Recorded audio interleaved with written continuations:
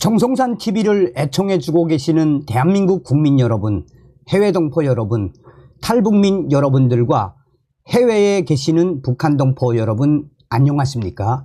이번 시간에는 북한의 김정은 표창장까지 받은 북한 고위급 망명, 미국 담당 북한 고위급 처형, 내부 충격 상황 폭로, 이번 소식의 핵심 무엇이겠습니까? 지금 현재 북괴 김정은이가 집권하고 있는 북한, 13년째인 이 북한 최악의 식량난과 경제난, 또한 이 에너지난과 외환난에 고난의 행군 때보다도 더 비참한 삶을 살고 있지 않습니까? 여기에 우리 탈북민 단체들이 보낸 전단과 USB 때문에 지금 북괴 김정은이가 난리가 났지요. 이 한류를 잡기 위해 얼마 전에는 이 USB를 본 중학생들 40여 명 공개 처형하지 않았습니까? 그뿐이겠습니까? 북한과 중국 역사상 지금 최악의 상태지요. 김정은과 러시아 푸틴의 신군사 동맹에 중국이 오죽했으면 이 중국에 있는 북한 노동자 10만 명 다 북한으로 보내겠다라고 강력하게 지금 압박을 하고 있지요. 정성산TV 좋아요, 구독, 알림은 큰 힘이 되겠습니다. 후원해 주시는 모든 분들께 가열차게 멸공. 김정은 표창장 받은 북한 고위 외교관 한국 망명, 리일규 참사, 작년 11월 입국에 아내, 자녀와 정착. 저는 이 가족들과 온 게 제일 부럽습니다. 태영호 이후 최고위직, 쿠바 주재 북한 대사관의 리일규 정치 담당 참사 52세 참사관이 지난해 11월 초 아내와 자녀를 데리고 망명해 한국에 정착을 했습니다. 리일규 참사는 북한 외무성의 대표적 쿠바통으로 2019년 4월부터 쿠바 주재 정치 담당 참사를 지내며 지난해까지 한국과 쿠바의 수교를 저지하는 임무를 맡았습니다. 2016년 기순한 태영호 당시 주 영국 북한 공사 이후 한국에 온 북한 외교관 중 가장 직급이 높습니다. 2019년 탈북한 조성길 이탈리아 대리대사, 류현우 쿠웨이트 대리대사의 내부 직급은 1등 서기관과 참사였습니다. 리영길 참사는 인터뷰에서 북한 주민이라면 누구든 한 번쯤은 한국에서 살아봤으면 하는 생각을 하게 됩니다. 북한 체제에 대한 염증, 암담한 미래에 대한 비관, 이런 사회에서 벗어나고 싶은 마음이 탈북을 고민하게 된 출발점이었습니다. 라고 말했습니다. 1999년 외무성에 입부한 리일규 참사는 2013년 북한 선박 청천강호가 쿠바에서 지대공 미사일과 전투기 부품을 싣고 파나마 운하를 통과하려다가 적발됐을 때 쿠바 대사관의 3등 서기관, 대외 직명은 1등 서기관으로 파나마 측과 교섭을 벌여 청천강호의 억류를 해제하고 선장과 선원들을 석방시켰습니다. 이 공로로 김정은의 표창장을 받았습니다. 이후 2016년부터 약 3년간 평양 외무성 본부에서 중남미 담당 부국장으로 근무하며 김정은 정권을 가까이에서 지켜봤고 2019년 다시 쿠바 참사로 부임을 한 인물입니다. 자, 이분이 털어놓은 충격적인 폭로의 핵심이 무엇이겠습니까?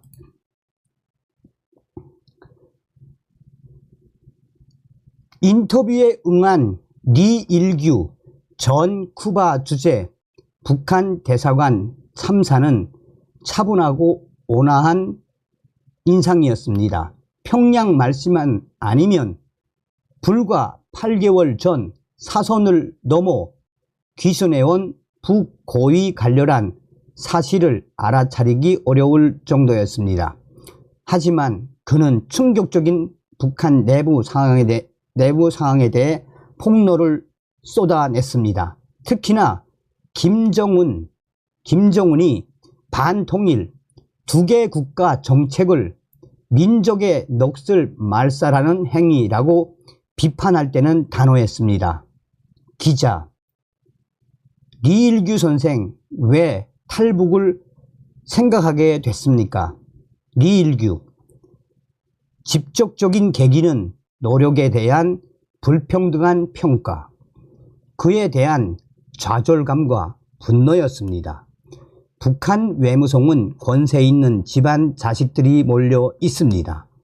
내 출신 성분, 사회 성분은 참으로 노동자나 군인에 비해 좋지 않았습니다.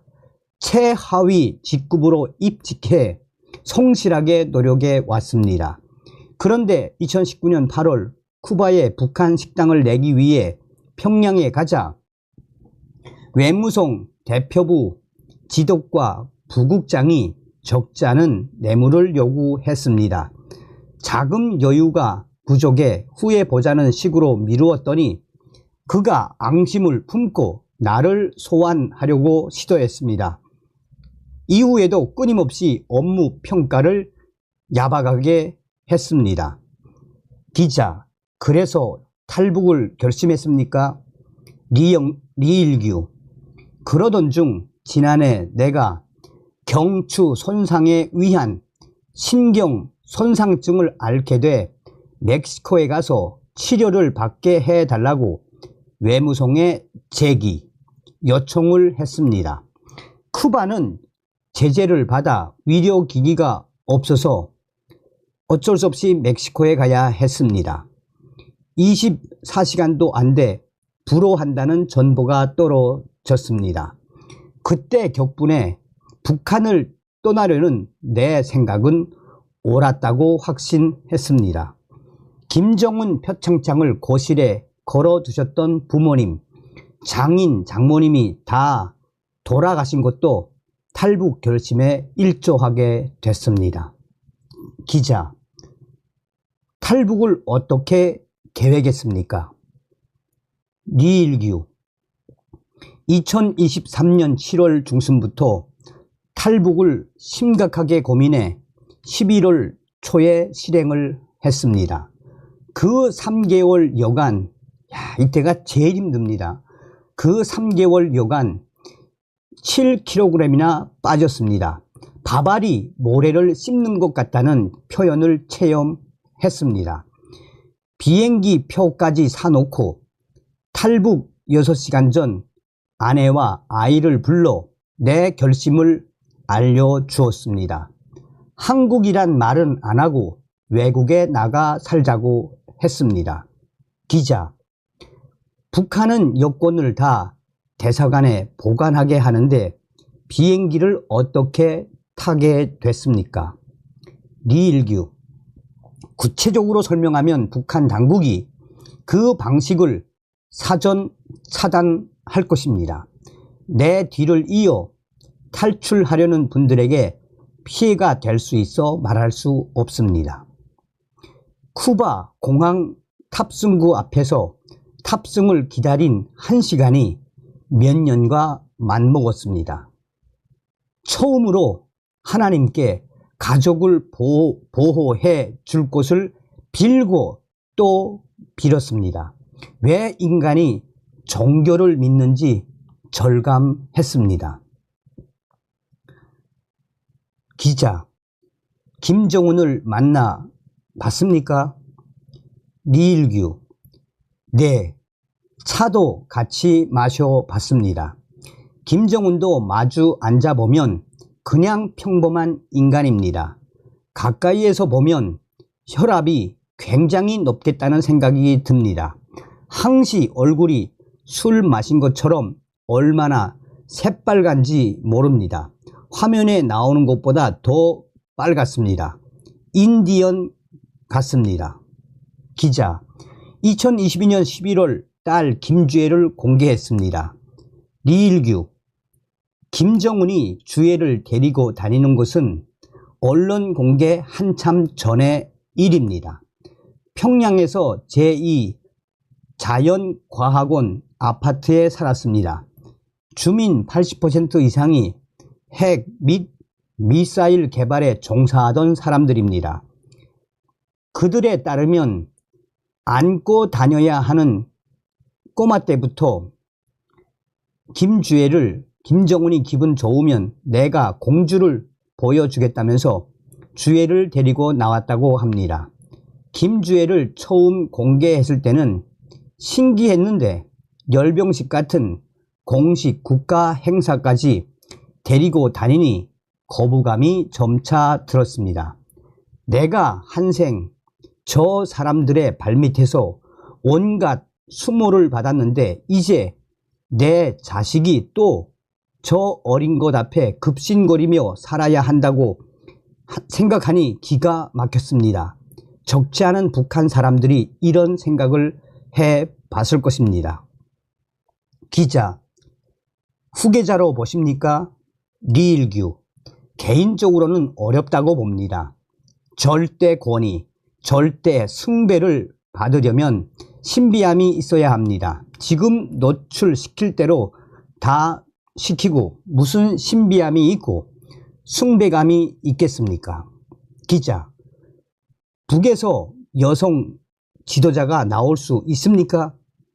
리일규, 2012년 한국 대선에서 박근혜 대통령이 당선됐지 않습니까? 김정은이 그걸 보고 많이 충격을 받았습니다.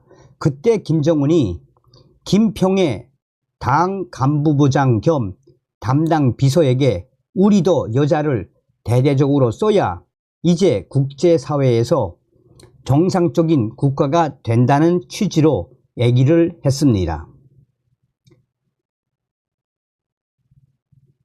대미 라인 한성열, 간부들 앞에서 공개 처형. 기자, 북미 회담에 외교부가 아닌 통일조선부가 나섰습니다. 이유가 있습니까?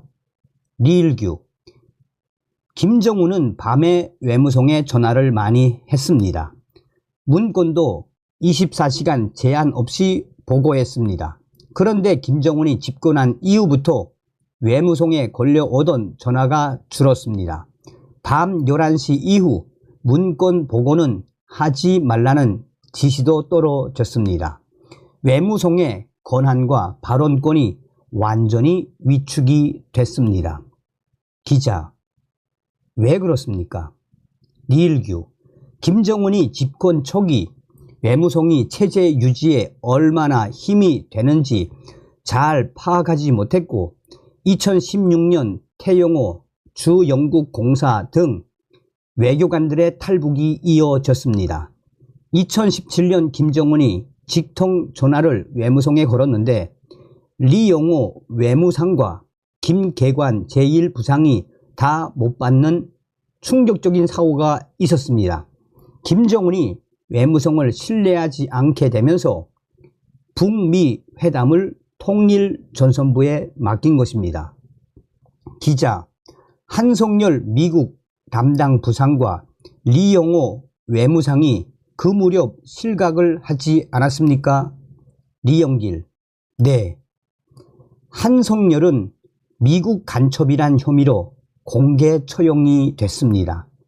2019년 2월 12일인가 평양 순안공항 인근의 강건군관학교에 외무성 부국장 이상 간부들을 전부 모아놓고 총살 현장을 보게 했습니다. 저는 그때 쿠바 발령을 받느라고 빠졌습니다. 총살 현장을 본 사람들은 며칠 동안 밥을 못 먹었습니다. 리영호는 2019년 12월 비리 혐의를 받아 일가가 정치범 수용소에 갔다가 주중대사관 서기관에 리영호는 2019년 12월 비리 혐의를 받아 일가가 정치범 수용소에 갔습니다. 그런데 이제 아직까지 리용호는 죽진 않았습니다. 평양 인근에 혁명화하고 있습니다.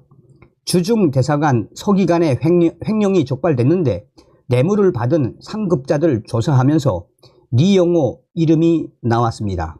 김정은이가 얘가 뒤에서 이딴 짓이나 하니까 일을 제대로 못하는구나 하고 얼마나 화를 냈는지 2019년 12월 28일에서 31일 당 중앙 전원회의 중 셋째 날 리용호 비판을 반나절이나 했습니다. 거기 갔던 사람들이 외무성이 없어지는 줄 알았다라고 했습니다.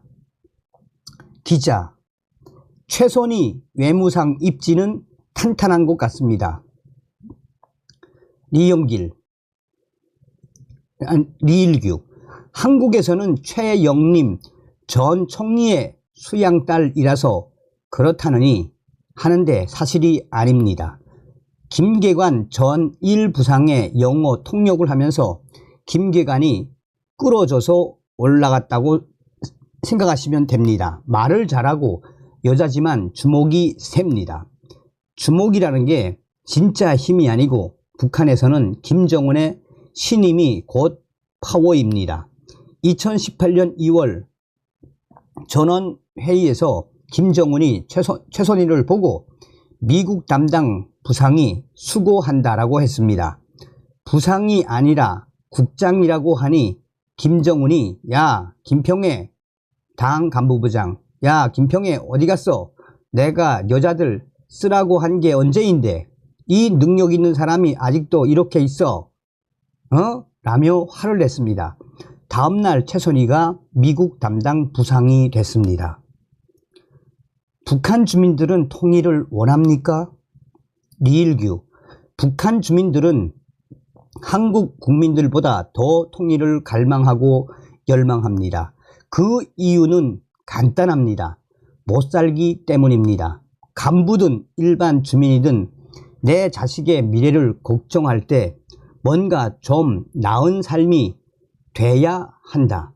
답은 통일밖에 없다라고 생각합니다.